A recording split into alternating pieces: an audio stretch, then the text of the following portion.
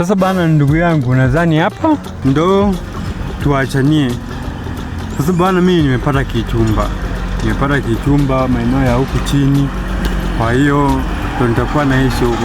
Kikubwa ndugu yangu, hapa tumetoka kijijini, tumekuja hapa mjini, tufuate kilichotuleta. Hata mimi nimepata kichumba, nimeambiwa sio mbali na hapa, maki nimeambiwa ni kushuka tu hapo chini. Kwa hiyo na mimi ngoja nikachangia kichumba, mimi naishi hapa. Kwa sasa wewe hapa mjini umepata kikazi gani? Mimi kusema ukweli, rafiki yangu, nisikufiche, kazi ya maana bado sijapata, lakini kuna kikazi nitakuwa nimejiwegesha. Baada ya siku 2-3 mambo yakikaa sawa, nitaanza kukipiga hicho kikazi. Vipi kuhusu wewe?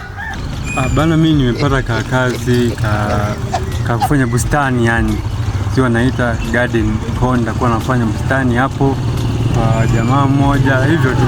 Yupo ndugu yangu, kama nilivyokuambia hapo mwanzo, tufuate kilichotuleta hapo mjini ndugu yangu. Sawa? Basi hamna shida, tutakuwa tunaonana ndugu yangu. Ngoja mimi nifike hapo. Haya, poa. A few hours later. Unaweza kunatunza wapi?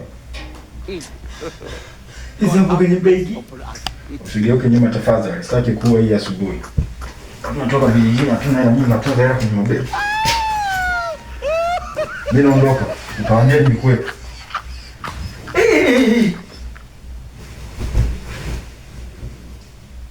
Nishakujua.